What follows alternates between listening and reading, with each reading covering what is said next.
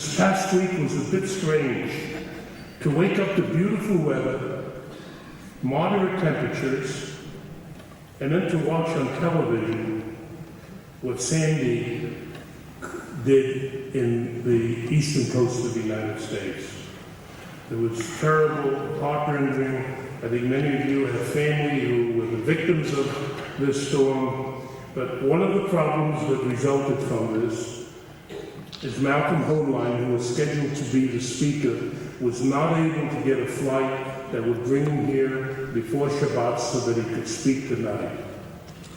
There is a section in the Talmud, Megillah, that says that the remedy comes before the affliction.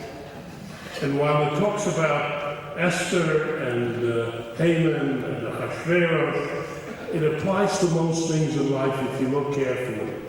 And we found our remedy. We were very fortunate that one of Malcolm's closest friends, Ambassador Dori, agreed to step in. He's spoken here in the past. He has an incredible reputation, both here in the United States, having served as ambassador for Israel to the United Nations. He is currently the president of the Jerusalem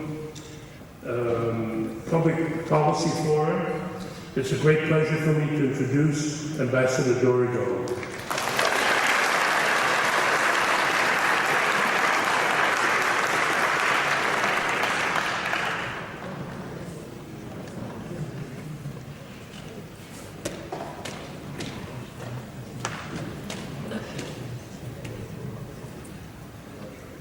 Slight correction, it's the Jerusalem Center for Public Affairs, but I didn't come here to speak about that right now.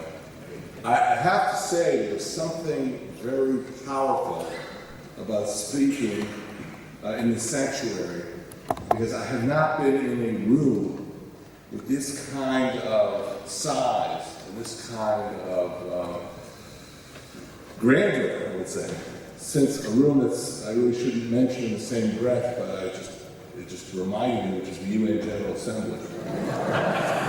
Of course, this is the more preferred audience in comparison to what I had to deal with there.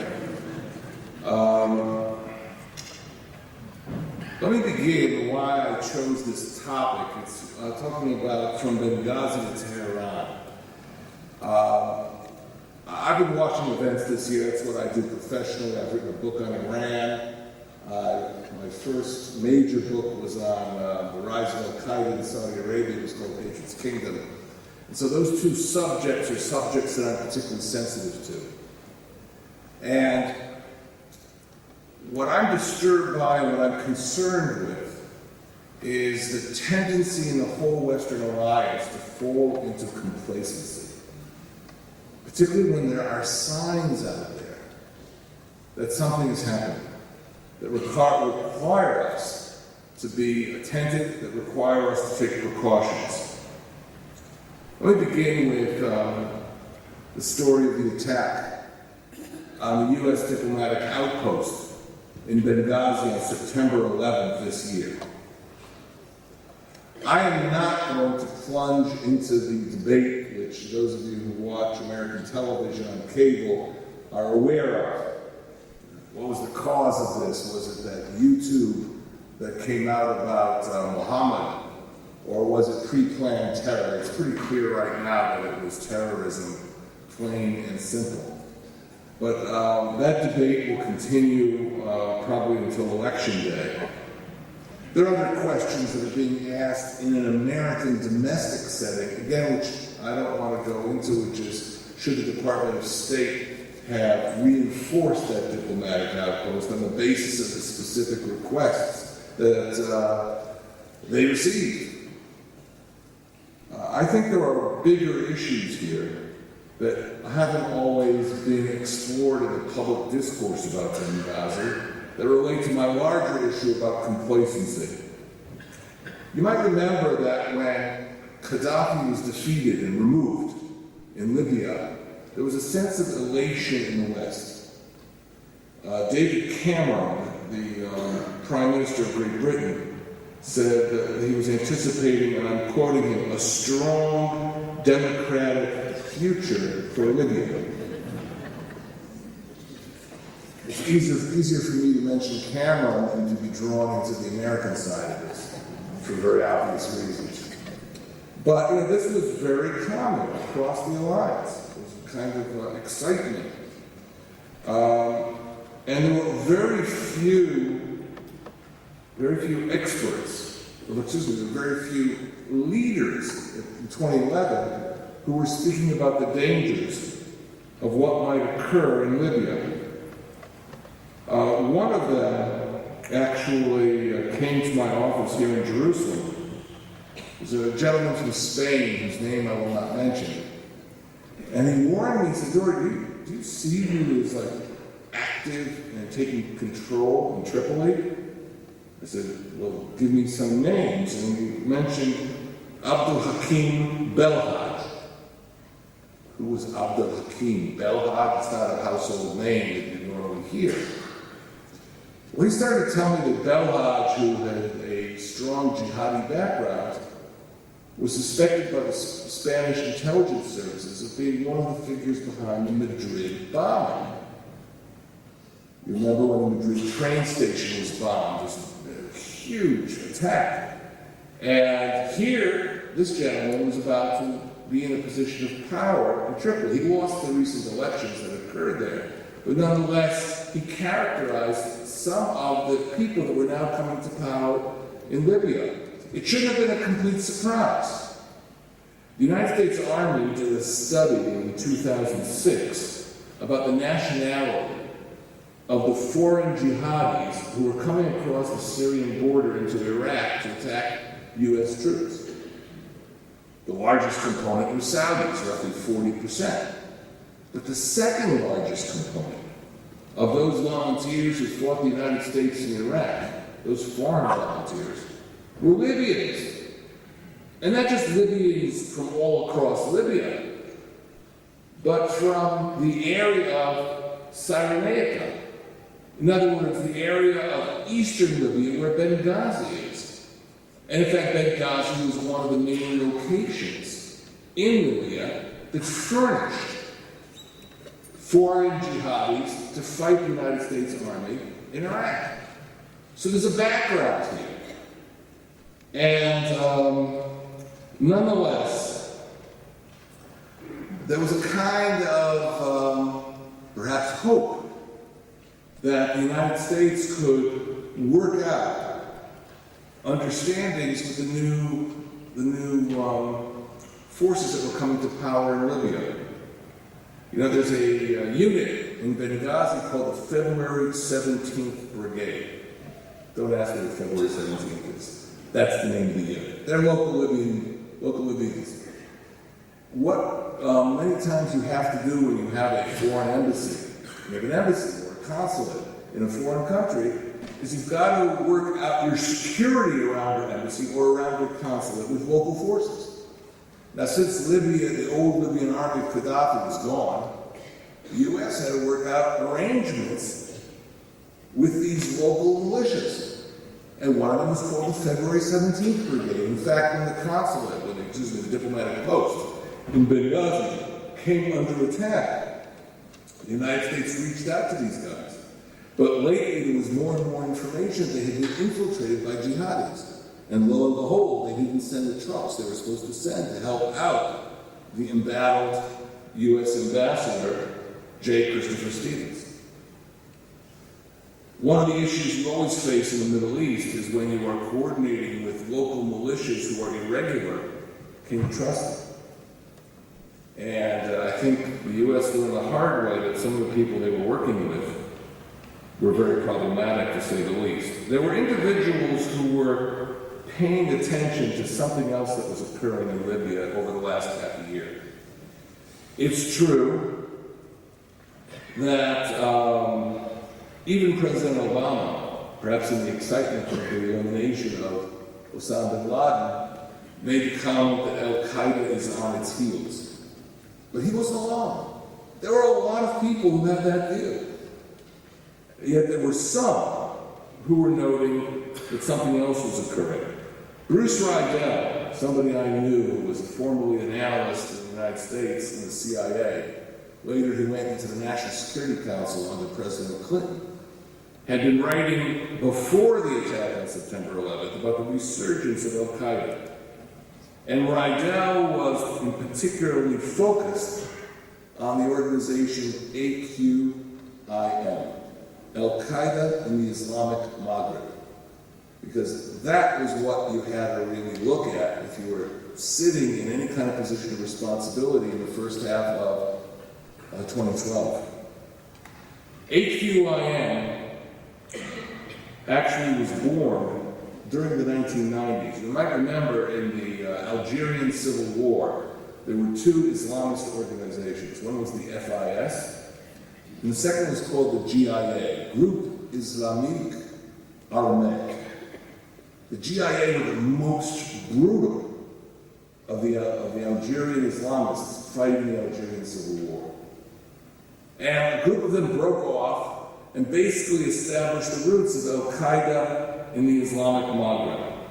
But they didn't just stay in Algeria. They became active in Mali, Mauritania, Morocco, Tunisia, and of course, in Libya. And it's interesting to note what their aims were. They were oriented towards Europe. They were anti-American. They wanted to see the West out of all of North Africa. That was their goal. They took French hostages as part of their technique. They in fact declared war on France at one point, if that's possible for a terrorist organization to do. But they also used to speak in very typical terms that you see when you read the literature of the Muslim Brotherhood or of other Islamist groups. They spoke about recovering Andalus. Andalus is the old Arabic name for Spain. And in fact, the Spanish authorities found AQIM operatives whom they arrested in the northern part of the country. Now, what we know from the attack in Benghazi is that the organization that seemed to be dominant in carrying it out, Ansar al-Sharia, apparently did something which always happens in terrorist attacks. They call a boss.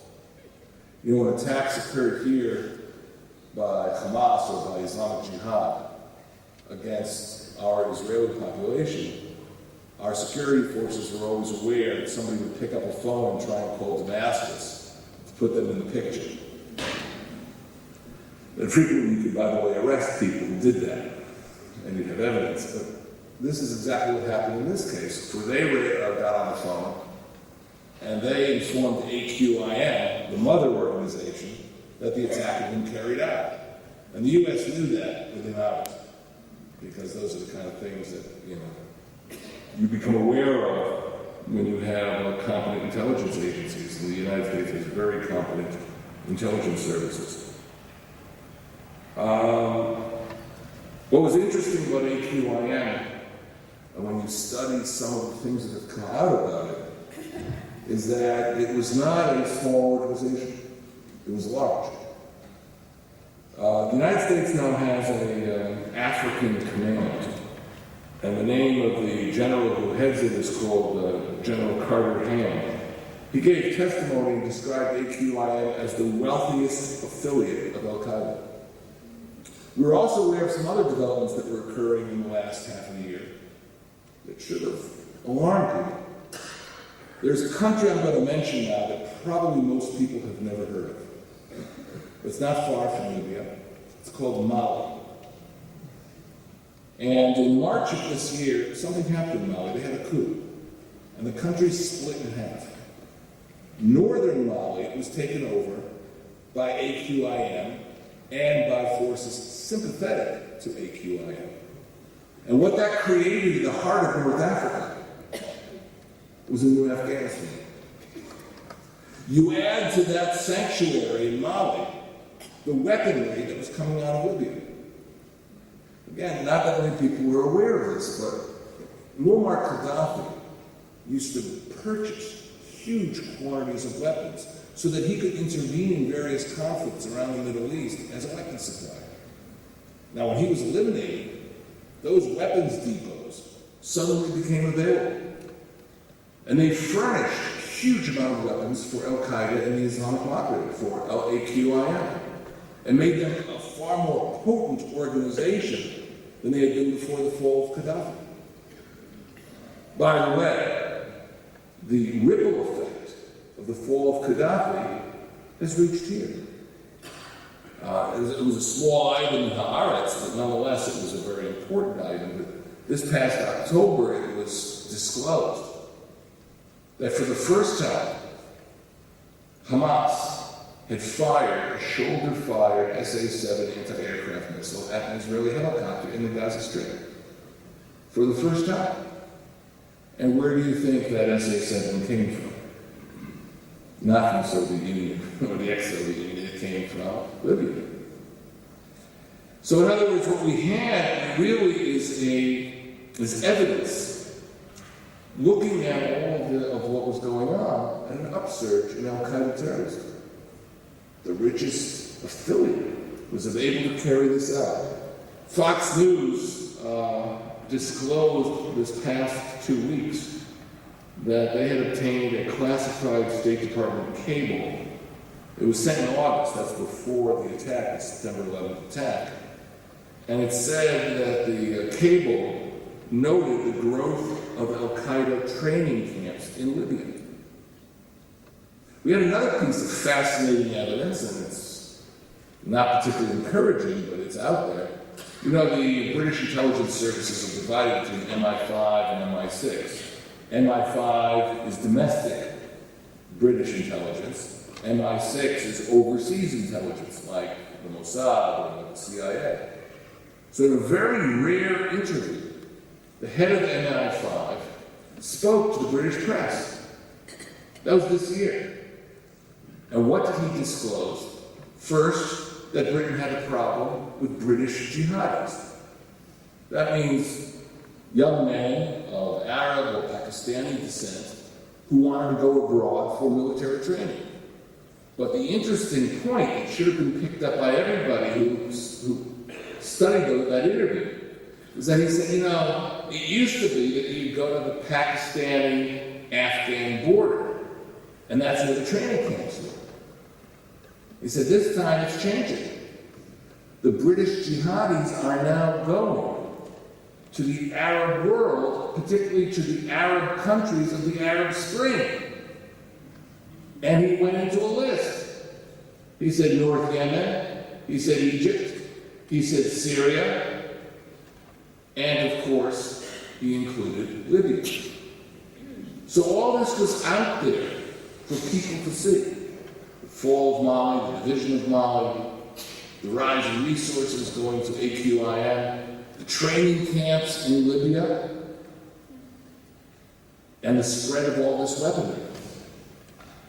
And for some reason, and again, I don't want to get this into the American domestic question, but for some reason there was a kind of complacency that affected political echelons across the West, which is why I also quoted David Cameron, and you could probably, if we did multi-language searches, you could probably find it among leaders elsewhere.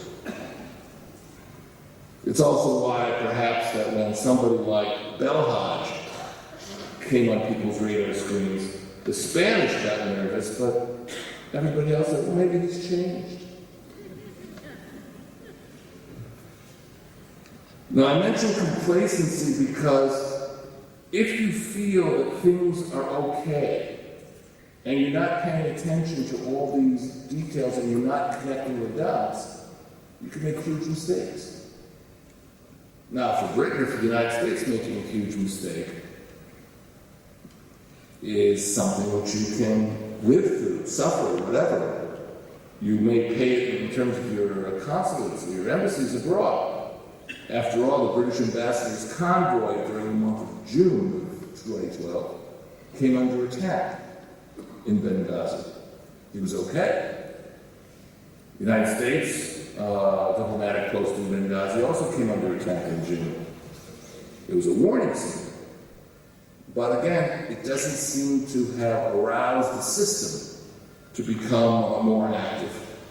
I'm going to shift from the subject of Libya which if you have more questions about, you can ask when we get to Q&A, to the subject of Iran. Because Iran is a subject that seems almost like perpetual complacency, even though we have a prime minister who has done his best to shake up the world about it.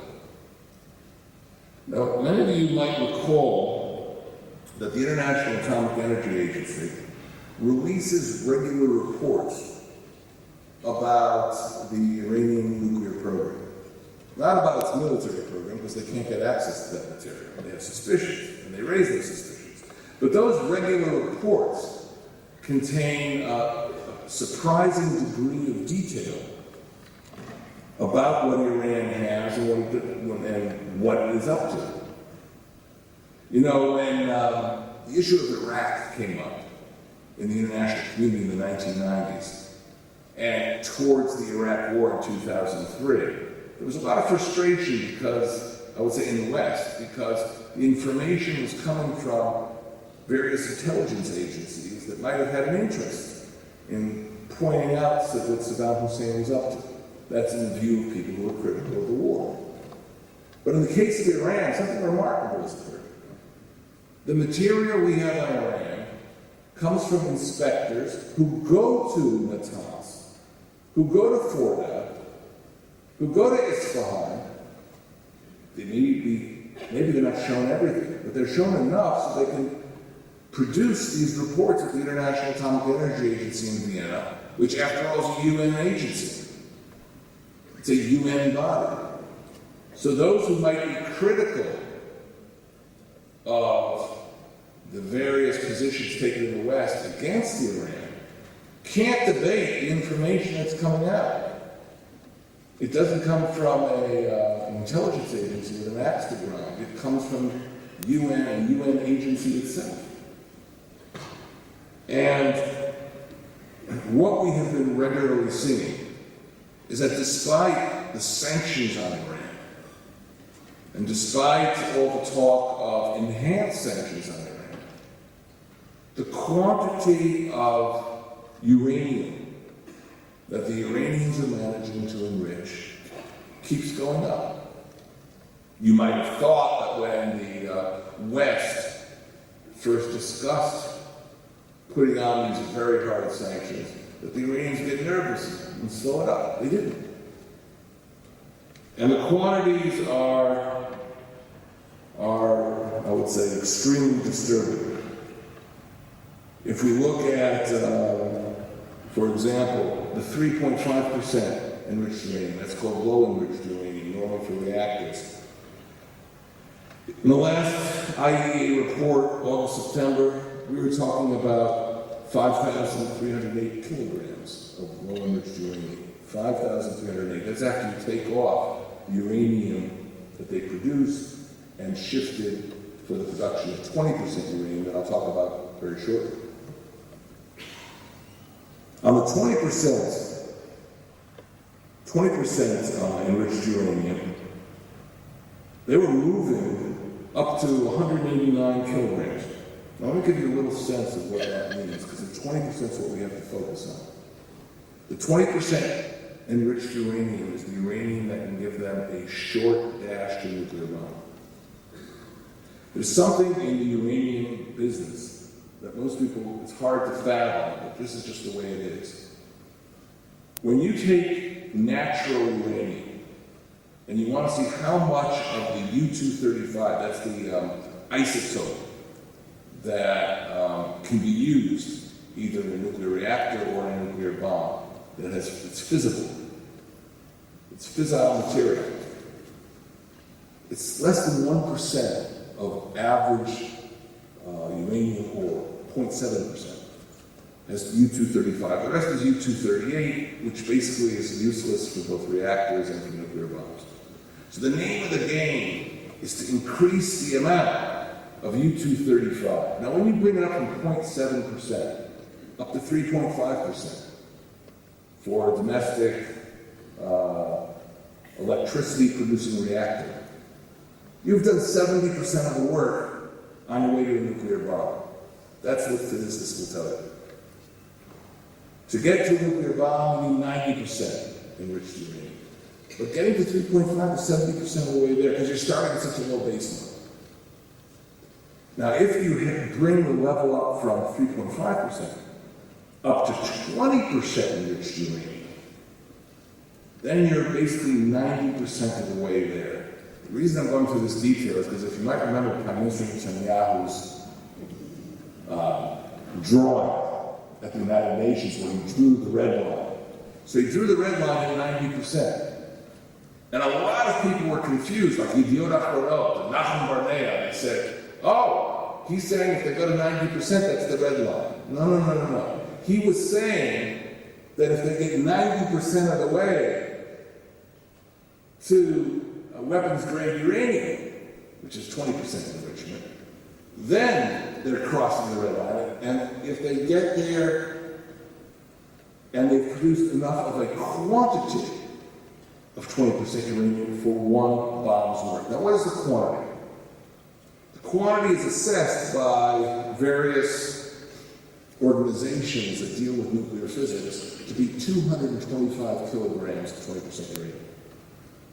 The last report of the IAEA said, if you take their total production, since they started doing this in 2010,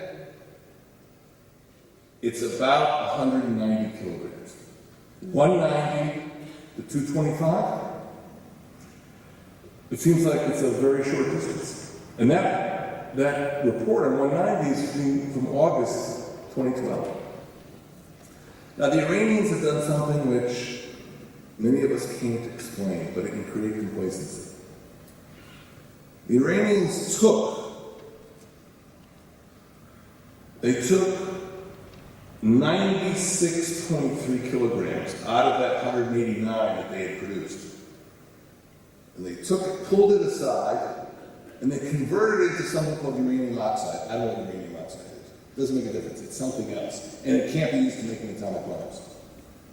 So suddenly, the amount of uranium, which was heading towards home plate, they were on the way, was reduced down to something in the vicinity of 91.4 kilograms, down from 189 to 91.4. Now, what does that do when you see that report? That they've taken the 20% enriched uranium, the whole world is watching. The whole world knows that that's a short little push so they get weapons-grade uranium for enough for one nuclear bomb. And suddenly they reduce it, make another substance which they say has medical applications, never mind. And suddenly the amount of 20% uranium that they have for making a bomb is down to the low 90s and not 189. What that does is it gives you time. Suddenly it gives you a break. And one of the mysteries of what has happened with Iran is exactly this. You suddenly have more time. The urgency shifts. Now, the Iranians could always take the uranium oxide and convert it back to 20% mixed uranium. That's doable. They could also take the centrifuges that they have underground and increase their numbers that they are feeding with uranium feedstock so they can suddenly increase the amount of 20% uranium. There's things they can do. But nonetheless, you do get a sense of arrested. And I think that's one of the reasons why we have this kind of pause today.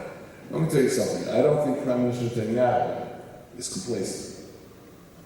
And I don't think the Defense Minister Barak is complacent. But many people who are watching what happened, where we were sort of racing ahead with warnings in September and in October, and suddenly we pulled back, can get the wrong impression.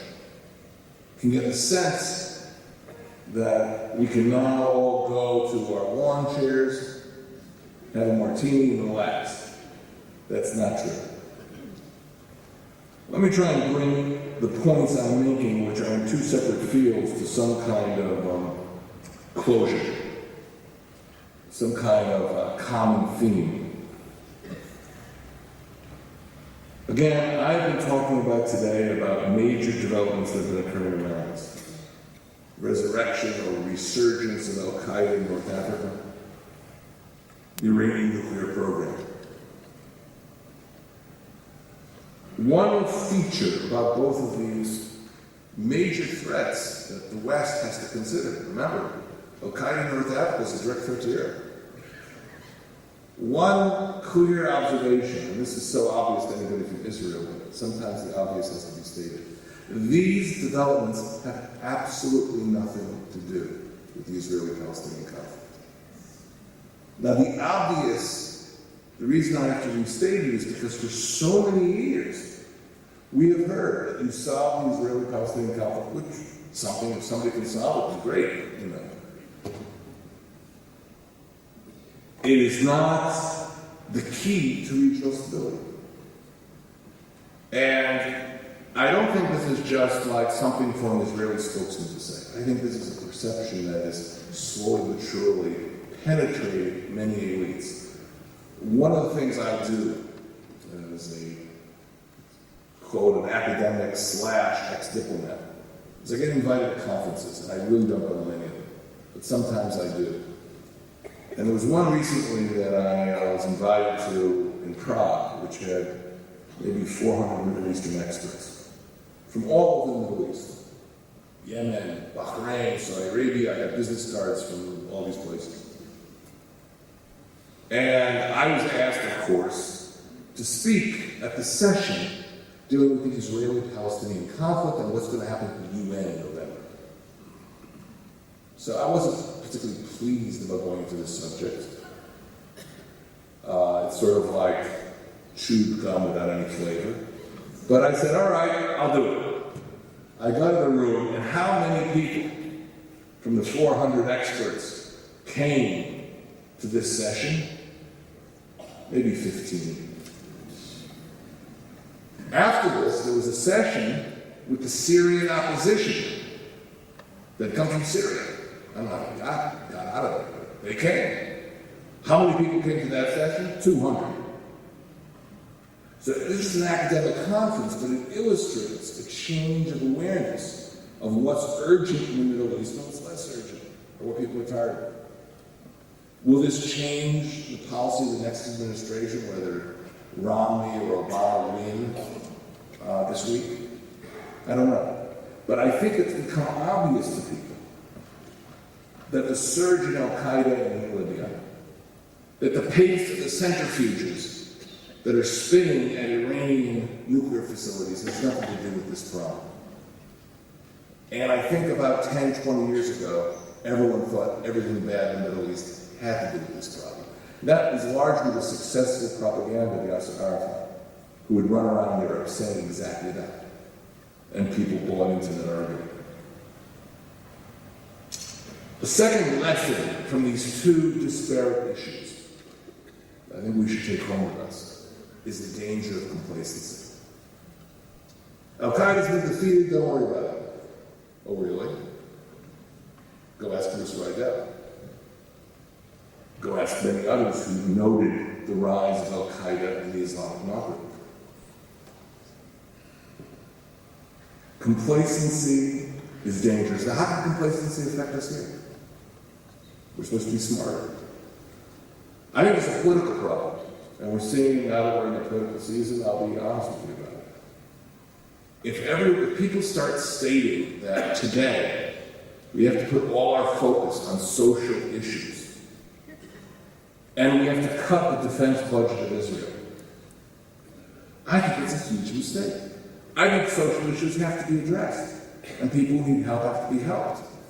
But we are not living in the Canadian Rockies. We're living in a dangerous region, and every so often the level of threat diminishes, or we don't see it, or it's not reported. And that means political echelons say, you know what, it's not so bad. I think we have to insist that political leaders of all parties have to be aware of the security dangers that Israel faces, and they shouldn't drop their guard just because at present We don't have a wave of terror. Obviously, I'm aware of what's going on in southern Israel with Gaza and the launches, but we don't have that kind of waves that we had, let's say, back during the Second Intifada.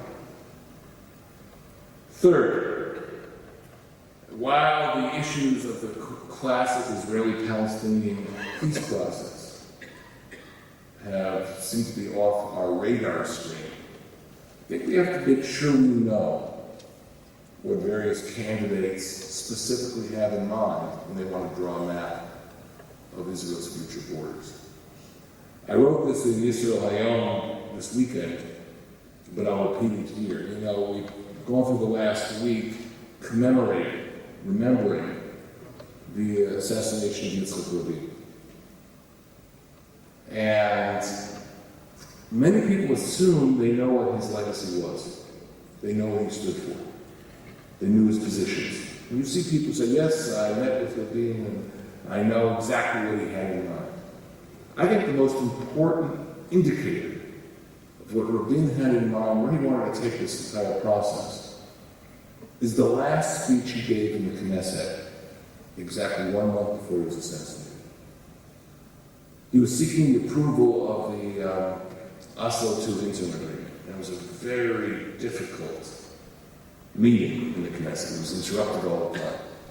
And as you know, Oslo was basically an interim agreement. Oslo was not a final status agreement. Nobody knew what final status would look like. But he felt an obligation to lay out what he saw as the map of Israel. And when you go over that map that he describes, it's very eerie. Because he didn't know in 30 days he'd be dead. But he basically left us his political will. And in talking about what had to be Israel's future borders, and you can agree with these ideas, you can disagree with them, but some points really stood up. By the way, he was against the Palestinian state. He said it there. He kept talking about Gush Katif as a model for the future settlement blocks. And some of this is a little discordant with developments that occurred afterward. But one of the areas he spoke about deciding United Jerusalem, which is not a security subject, but it's a subject about our Jewish souls. He talked about the Jordan Valley.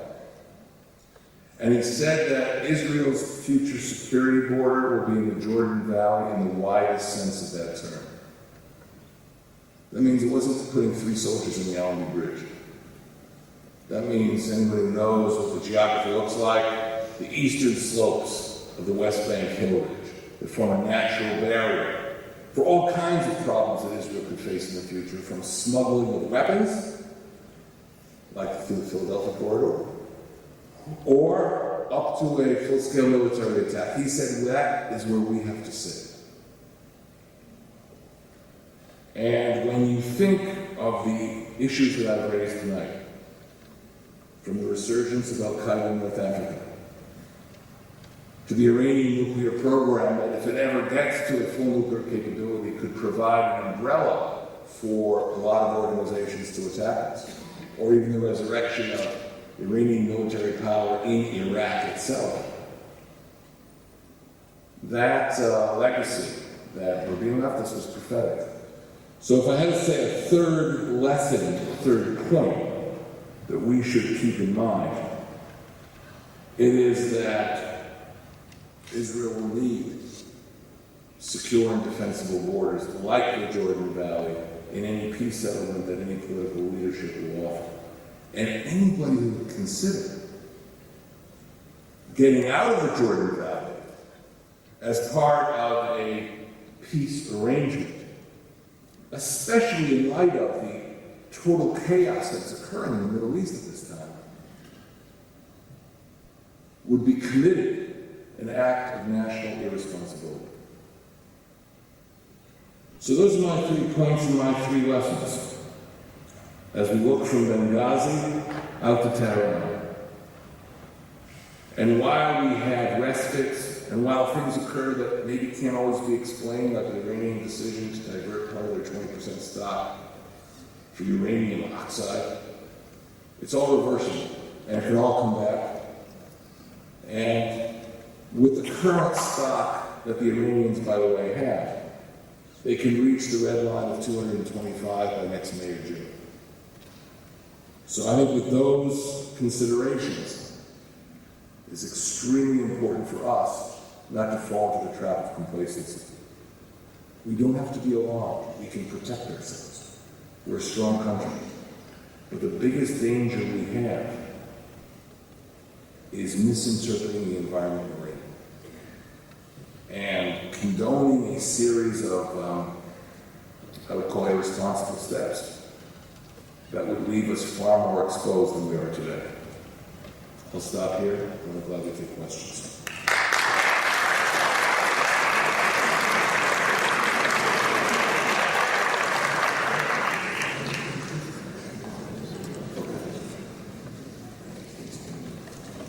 We're going to have a Q&A, but as I've always mentioned in these programs, no speeches. Ask your question, and the speaker will respond. We don't have the portable mic tonight, so anyone who wants to ask a question, please step up to the front here. We have a microphone here. Please come up, gentlemen. Come on up. But before we begin the questions from the floor, with all due respect, you spoke here in 2005. It was the third year in which we had this series. The topic of your talk was Israel's diplomatic challenge after disengagement. I wonder if you might comment on that. You think I remember what I said? No, not in your talk. I want you to think about the results of the disengagement.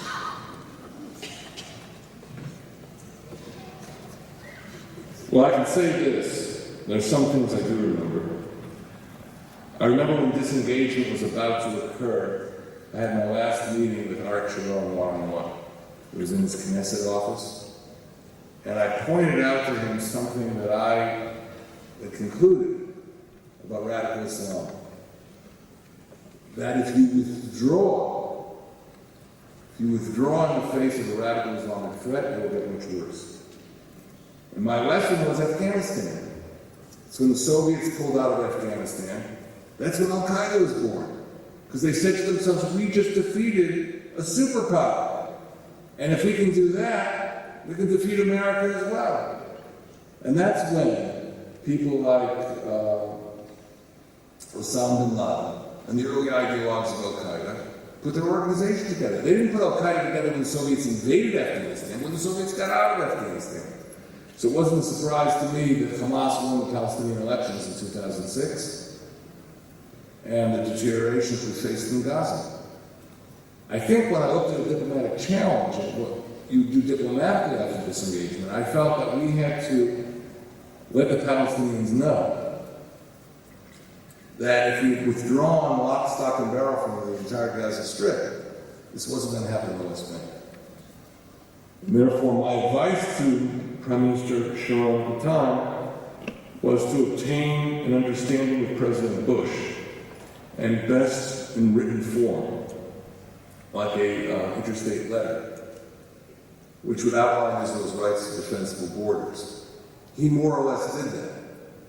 But the idea was to show that we weren't just getting up and running, but that we would achieve diplomatic results that would be helpful for our security.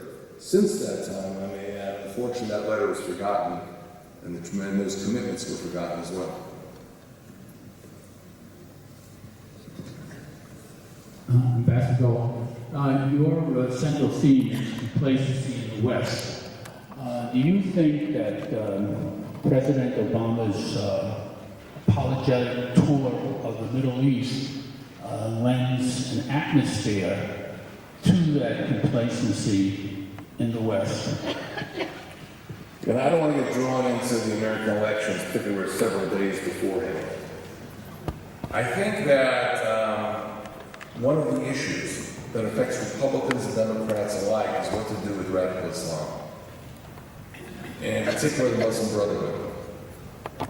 Because every so often you see American leaders thinking that if you show some understanding from the Muslim Brotherhood, you can work with them, you can depend on them. And they do this without understanding the ideology of that organization. They forget that the main leaders of Al-Qaeda originally came from the Muslim Brotherhood. Ayman al-Zawahiri in Egypt. The planners and plotters of the 9/11 attack. The Muslim Brotherhood was their kindergarten. And they graduated from it and fanned out into various Al-Qaeda affiliates. So I think that's the big problem. But complacency is an issue that I feel affected a lot of people when Gaddafi was overthrown and people across the Western Alliance. And I'm afraid that from time to time, when there's some good news from Iran, or seemingly good news, or temporary news, the same thing occurs. And we, who are sitting really in the eye of the storm, have to make it our business to remind the West what they really face. When America didn't come down strongly on the side of the Iranians when they came out in the streets after they lost Iranian elections, why didn't they intervene, and can anything be done about it now? Or maybe something is being done. Well, I think that we often talk about military scenarios on Iran, hoping the United States will intervene. The whole discussion about will Israel intervene militarily comes up from time to time. The whole notion that all the options are on the table is frequently raised. But there's probably no other development that would help change the course of history and undermine the Iranian nuclear threat than the overthrow of the Iranian regime. It's the most important thing that can happen. Now, there are elements that we see from time to time. We forget that Iran is made up of minorities. Only 50% are real Persians. We forget that Ayatollah Ali Khamenei is an Azeri. And therefore, working through the minorities in Iran, working with people who are frustrated with the regime is very, very important. During the Cold War, the United States built up Radio Free Europe and various broadcasting capabilities. They are already broadcasting in Farsi, in Azeri, and other languages that are well understood in Iran. So the effort that I think that should be made, aside our monitoring that's going on in the nuclear facilities, is trying to be helpful to democratic movements in Iran, and also to address the minorities in the country as well.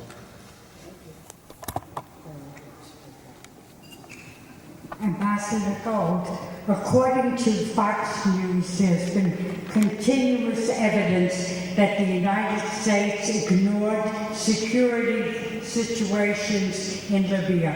What, in your opinion, was the United States so concerned about that you could not defend 4 American lives in Libya?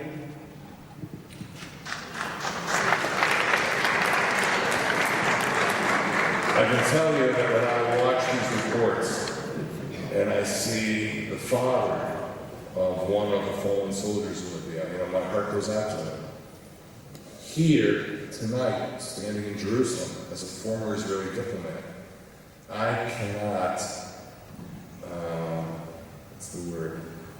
I cannot begin to start taking apart the Obama administration. Just the wrong thing for me to do. But I am certain that the U.S. Congress, it's not the Senate, it'll be the House, and many other people in the United States will demand to know the truth.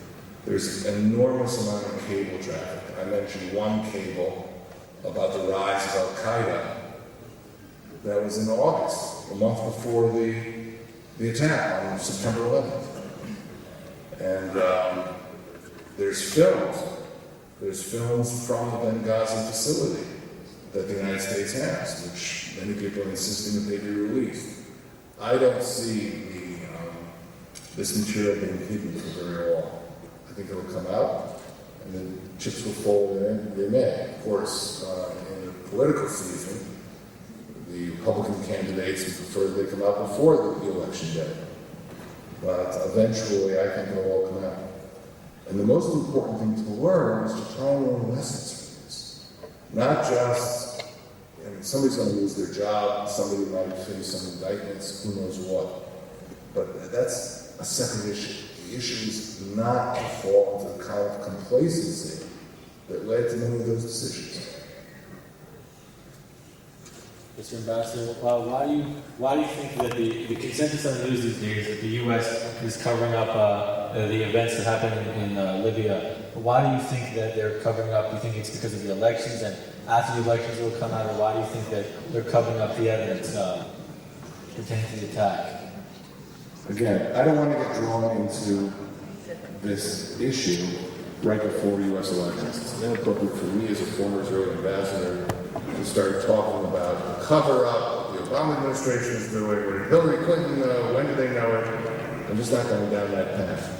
What I feel comfortable about saying is that complacency, I think, hit the entire Western alliance after Libya. And yet there was plenty of evidence going back to the Iraq War and the numbers of volunteer jihadists who fought the U.S. Army from Libya for people to know that Libya is a dangerous place, particularly eastern Libya, Cyrenaica, where Benghazi is located. And again, if there was a mistake that was made by a lot of people, and not just the Obama administration, it was a sense of, well, Gaddafi's gone, terrorism has been defeated, and now kind of new dawn of democracy will rise. There was too much evidence out there. When Belhaj, I mentioned earlier, was one of the militia leaders in Tripoli and was taking a position of responsibility. Warning lights went off in Madrid because they suffered a terrorist attack, but not enough warning lights went off elsewhere. Ambassador Gold has to catch a flight tonight to New York, so I'm going to have to curtail some of the questions. I'll be very brief. People who are here, be brief in your questions. Ambassador, they say with Iran, all the options are on the table. If sanctions do not work, is the IDF on their own, can they credibly cripple the Iranian nuclear program enough that will give us a lot of time? And secondly, and equally important, can the IDF defend us against what's going to be the retaliation? Well, again, I'm going to pull out the former ambassador title to not adequately answer your question. But I'll just say one thing which I think will help you answer some of the points you raised. The state of Israel has been thinking about the Iranian problem for a very long time. I think it was Moshe Ahrens who wrote an article at one point in Haaretz talking about controversial decisions that have been made by Israeli ministers of defense that the army didn't always support, like submarines, like satellites. And most of those issues that you'll see are somehow be connected with Iran. I think we've been thinking about this. I think we have equipment to deal with this. I'm not saying what this means, but the issue of Iran is very much, I believe, been on the agenda of the Israeli security establishment. And therefore, if we are forced to defend ourselves, I believe we'll be able to do so. You mentioned the fact that a shoulder-fire missile was shot at an Israeli helicopter, correct? I'd like to know if you can put these three items together and if they connect in your comments on it. On September 6th, the Libyan vessel arrived in Turkey with a shipment of shoulder-fire missiles. On September 11th, 5 days later, which happened to be September 11th, Ambassador Stevens meets with the Turkish diplomat in Benghazi. Now, his being there was supposed to be very low-key. That evening at 9:40, the consulate was attacked. A month later, the Khartoum munitions factory, they call it the Yarmouk factory, was supposedly bombed by Israel. Supposedly. Could you connect that by any chance? If my name was Tom Clancy, I certainly could.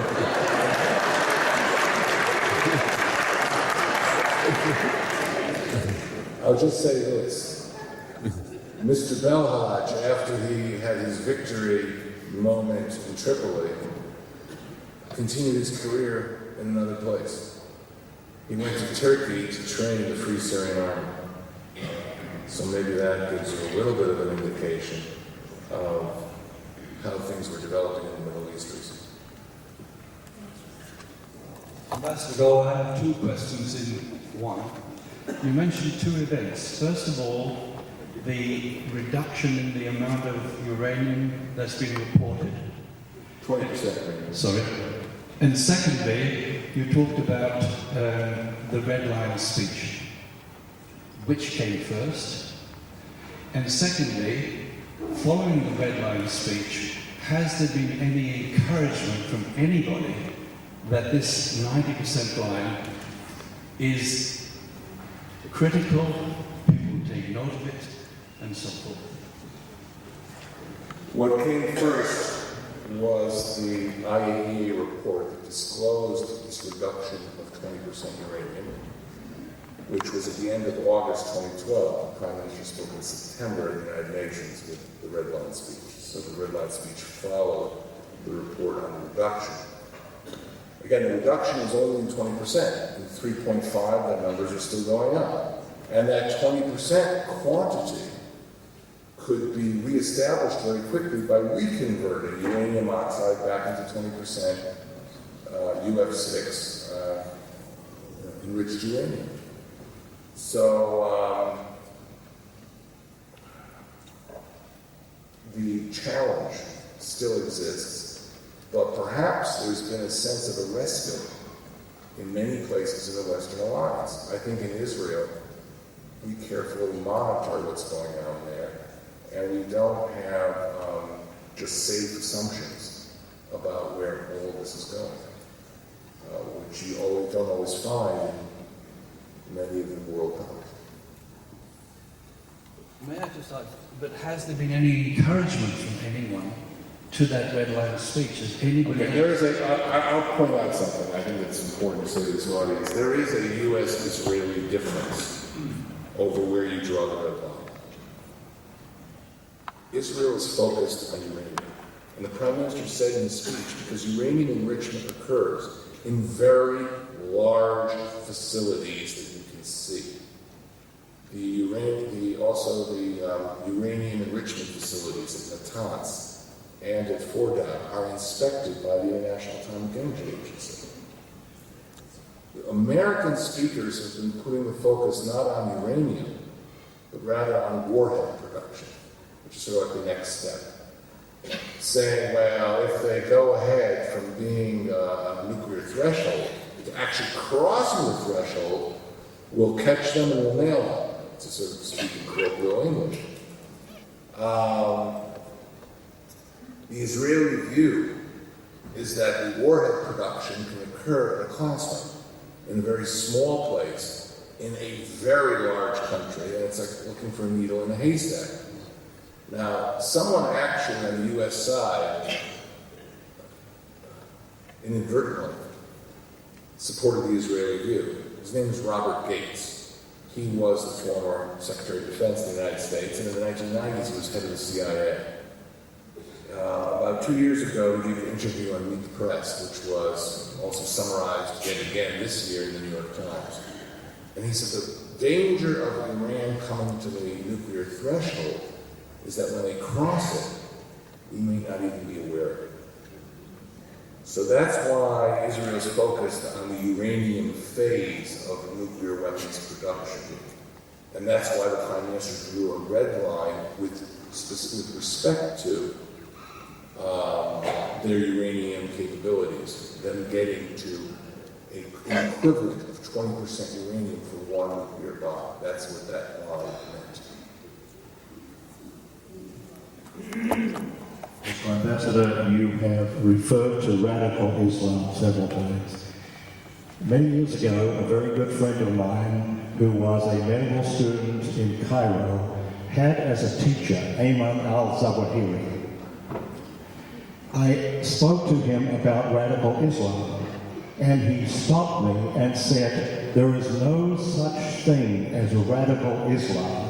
What you are talking about is Islam. And if you study all the teachings of Islam from the earliest years, as he has done, he said, you will understand and believe me. I know you are a diplomat. I wonder if you have any comment on that.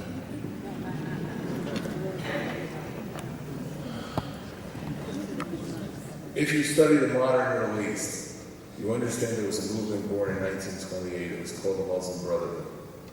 It had its original head was named Hassan al-Banna. And if you read the writings of Hassan al-Banna, they go further than the classic Islamic mainstream.